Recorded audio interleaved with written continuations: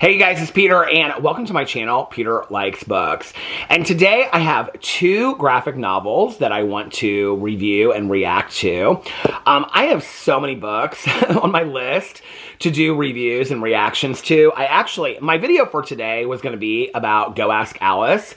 I just finished this, I think like a week ago, maybe a week and a half ago, and I read this book, I think like late middle school, early high school, and had picked it up, a few times through the years, but had never made it through it again. And so I was like, I did a video on my drama channel about Go Ask Alice, and the myth behind Go Ask Alice, and is it really a diary? If you guys don't know what it is, Go Ask Alice was supposedly a found diary. And is it a real diary? Is it a fake diary? To only find out that it is sadly propaganda that was put out by a woman from the Mormon church. And so I did this whole drama video about it, and then I was like, you know what? You need to go back and read Go Ask Alice again. And so I went back and I read it, and the reason why I'm telling you guys this is because I'm going to do this video in a couple days. So if you guys want to read Go Ask Alice again, if you have never read it before I do my reaction or my review video to it, you probably should. I have to tell you, it started out so completely corny, and then I ended up absolutely loving it. But, I mean, it was kind of the corniness was part of what I loved about it. As far as, like, it being this propaganda, this message to the youth, I think it completely missed the mark on that. I mean, everything that I think it achieved to do, and I can speak to this as a person that's 30 years sober and was using drugs and alcohol heavily in high school, and that's what a lot of the book is about. I think that everything the book achieved to do did the exact opposite of it. So anyway... There's a lot of funny parts in this book, too. Like when Alice comes back to her room after, and she's like, my lovely room with all of my beautiful possessions. And so anyway, I'm going to be doing that reaction in a couple days. So I wanted to give you guys a chance to go read Go Ask Alice first. But today, I want to talk about these two graphic novels that I just finished that I absolutely loved. The first one is called Beneath the Trees Where Nobody Sees by Horvath. And Teresa sent this book to me. She actually sent me two kind of graphic novels. Well, the other one's really an adaptation from a short animated film. I think it won an Oscar, or it was nominated for an Academy Award, called The Boy, the Mole, the Fox, and the Horse. If you guys want me to do a reaction to that as well, put it in the comment section below, and I will. Teresa, first of all, I want to say thank you so much for sending me both of these books. That book that I was just talking about, the Boy, the Mole, the Fox, and the Horse, I haven't watched the movie yet, but it's apparently a short animated film, like 10 minutes long, 15 minutes long. The book is so beautiful. It is probably one of the most beautiful books that I've ever read in my entire life about what is home, what is strength, getting through journeys in life, and it's all told through a children's story. It's really a children's story that's meant for adults. It's beautifully told. So anyway, but that was beautiful. Then she sent me this graphic novel, okay? Now, for those of you that do not know, several years ago, I started reading graphic novels and just fell in love with graphic novels. I've read across the board. I've read all the Heartstopper novels by Alice Oseman. I love those so much. I've read Bloom. I'm trying to think of all the ones I've read. I've read, like, the first part of The Walking Dead. Well, half of the first part of The Walking Dead. Consortium or whatever it's called, not consortium, whatever it's called, Comportium, whatever that's called. I think I'm going to wait till summer when it's warm outside and I can read them at night outside. But anyway, I love the Walking Dead graphic novels as well. I just love any kind of graphic novel. And I actually, like, years and years ago, I read the Linda Berry Down the Street Kids with, like, Marlis and Maybon and their cousin Freddie. I love those, like, they were called cartoon books. But now I've kind of developed this love of graphic novels, and I'll really pick up anything and read it. I recently read the first book in Check Please. I really liked it. The second book, I don't love it as much. I bought the Mr. Ballin graphic novel. I think it's a great concept. I can do the review over here as well. I haven't finished it yet. I think the book greatly misses the mark. And I had really high hopes for it. I have so many graphic novels. Somebody just asked me the other day, they said, can you do like showing your collection of graphic novels? I would love that. If you guys want me to do that, I will do it. I have hardbound ones. I have like Anne of Green Gables, A Wrinkle in Time, I have two versions of To Kill a Mockingbird now, because somebody just sent me one recently. I love graphic novels. So when I saw that Teresa sent me this, I did it in an unboxing for a PO unboxing. I didn't really know what to think about it until I read the back of it, okay? So I want to give you guys like a good shot of the cover, because I didn't really look at it. And what it actually is a bear dragging a body through the woods, okay? Home is where the heart stops. Don't murder the locals. This is adorable brown bear and small-town serial killer Samantha Strong's cardinal rule. After all, there's a sea of potential victims in the big city just beyond the forest. And when you've worked as hard as Sam to build a cozy life and a thriving business in a community like Woodbrook, surrounded by friendly fellow animal folk and the aroma of cedar trees and fresh apple pies, the last thing you want to do is disturb the peace. So you can imagine Sam's outrage when one of Woodbrook's own meets a grisly, mysterious demise, and you wouldn't blame her for doing anything it takes to hunt down her rival before the body count rises and Sheriff Patterson starts literally, because he's a dog, barking up the wrong tree. Breakout writer-artist Patrick Horvath presents his twisted hit murder mystery Beneath the Trees Where Nobody Sees, collected in full for the first time, because before it was put out like in chapters. Okay. I didn't really know what to think about this before I got into it, and I'm going to tell it in a way that, both of these I'm going to tell in a way that will not completely spoil it for anybody. First of all, the illustrations in here are just absolutely beautiful. A lot of graphic novels have kind of this very similar look to them, which I refer to as, I think it was Apartment 3G. It was like this one little cartoon that my grandma used to read every day that was like a soap opera.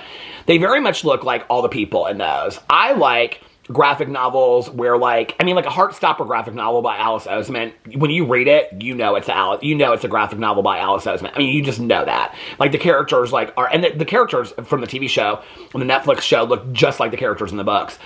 I don't love when I read a graphic novel and it's like the graphics just like look like any other graphic novel. It almost kind of looks like it's computer generated. This one is so unique. I mean, the characters are so unique and so different from anything I've ever seen before. So I didn't really know what to think about this. Like I said, I'm not going to spoil the ending for you in case you want to read it. Again, it's called Beneath the Trees Where Nobody Sees by Patrick Horvath. It is fantastic, you guys. It is fantastic. I think, my phone is downstairs. I think I may have only given it 4 stars, because sometimes with graphic novels, like I give them 4 stars instead of 5, unless they completely just like, I think maybe both of these I gave 5 stars to. I'm not really sure. But anyway, it's really hard for me. It's really hard to get a 5 and a 1 out of 5 scores on Goodreads for me. Like, if you wrote a book, I feel like you attempted, so that at least deserves a star, you know?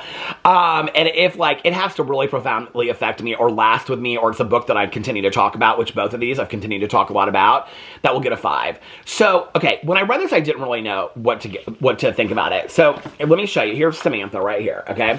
So, it's about this bear named Samantha, and her parents have died, and she lives in this town called Woodbrook. If you've read the Shady Hollow books, I don't know if I've only read the first one, the Cozy Mysteries. It kind of reminds me of that a little bit. So it's a town called Woodbrook, which is like this small town. And there's a big city. They never say what the big city is, but there's this big city off in the distance. So the small town is like all animals. I mean, imagine our towns, but like instead of people, there are animals living there. That's what it is, okay? So down the street, there's like mice and, rabbits and all kinds of people like walking down the street. And so Samantha, her parents left her the hardware store. So she runs the hardware store. And everybody loves Samantha in town. And what you don't know is that Samantha is a serial killer, okay? And Samantha goes to the big city to kill people. And they actually, in here, they show her, like, here she is, she killed this duck, and she's, like, quartering this duck. And I mean, it's very, like, it kind of reminds me of, like, Dexter a little bit, from the books, the Dexter books that I've read. It kind of reminds me of that a little bit. And it also has, like, these newspaper clippings in here, too, which are adorable. But she doesn't kill in Woodbrook, because you don't kill in your own backyard, because she doesn't want to disturb the peace of Woodbrook, number one. Number two, she doesn't want to get caught. So she does it in her own backyard. She's afraid she'll get caught. But her being a serial killer is kind of her way of, like, letting go of, like, her, like, stress and anger. It's so bizarre. I mean, they get into all of it in there. Okay. So that's her backstory. Well, then what happens is there's a serial killer that comes out in Woodbrook. And so what Samantha has to do is basically turn into the detective, because the dog that is the police chief is kind of an idiot. And so she has to solve the murder before, because she's afraid they're going to put it on her. Because whoever is a serial killer knows that she's a serial killer, because they're like planting evidence to kind of make it look like her. So she's got to find out who does it. So she goes, like, she's trying to investigate it, and she constantly gets it wrong until she does find, she is solved. She does find out who it is at the end. But I just have to show you guys some of these things that are so funny about this. So there's this pig in this. Like, everybody kind of like fits their personality of what they would be as an animal. So there's this pig in town, and her name is Cherry Jerkins, okay? And she's got, I don't know if you can see this or not, but she's got like long blonde hair, and she wears like pearls, and she like just parks her car in the middle of traffic and goes in for a latte, and people are honking at her, and she doesn't really care. And so there's like this scene where she's in the coffee shop, and she's like telling this person what she's like, I just want my latte. And the woman's like, of course. And she's like, I don't have to put up with this. I can take my business somewhere else, you know. And then it's like, this is like not a kid's like, people think that graphic novels are like for kids, but they totally are not a lot, right? And so she's getting into it with Sam, the bear, right? Because Sam's trying to like see if she has like this temper. So she's like, well, maybe she's the killer because she has this temper. And so Sam says to her, that's a real short temper, Cherry. Where were you the night Martin was killed? This is her right here saying it to her. You can see she's getting like real heated. And then the next part, Cherry turns to Samantha and says, listen, you furry bitch. Say another word and I'll sue you for harassment and defamation. You guys, this book is so fantastic. It's so off the wall. It is so different than anything that I thought it would be.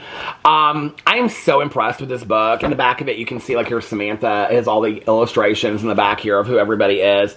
I loved this book so much. I mean, this is, bravo to Patrick Horvath. This is fantastic. I hope that he comes out with many more books. It says in the back here he is. It says on here, Patrick Horvath is a cartoonist and filmmaker who lives with his family in Los Angeles, beneath the trees where nobody sees, is his first published series as a writer and artist, hopefully the first of many, and I hope so too, because this was fantastic. So this is the first one. Okay, the next one is, so the way I found this next one was, I was like on my vlog one night and I was talking about this. And so I just kind of looked it up to see like more about the book and if he had written other books. And underneath it was books that were recommended. And this book was recommended, which is called The Night Never Ends, a horror comedy by Steve Thueson, who I have investigated fully because I loved this book so much. Like, this is an idea I would come up with, but I don't have the talent to do it. So here it is. Okay. The reviews were interesting because a lot of people were like, it fell short. I think people kind of maybe missed the humor of the book a little bit. I don't know. So it says on the back of here, a graphic novel about turning 30 and also catching the attention of a killer cult. On the Friday before Kate's 30th birthday, she convinces her friends to go back to her hometown to celebrate. The plan break into an abandoned house and hold a seance, just like she did in high school. As the friends join hands over the Ouija board, an unsettlingly real scream splits the air. What started as a fun way to relive their punk adolescence before accepting the weight of adulthood turns into a night of fleeing bloodthirsty cultists. Can they get out of the suburbs alive? Okay, so I started this like one night and like literally the next night finished it in one setting. It is so good.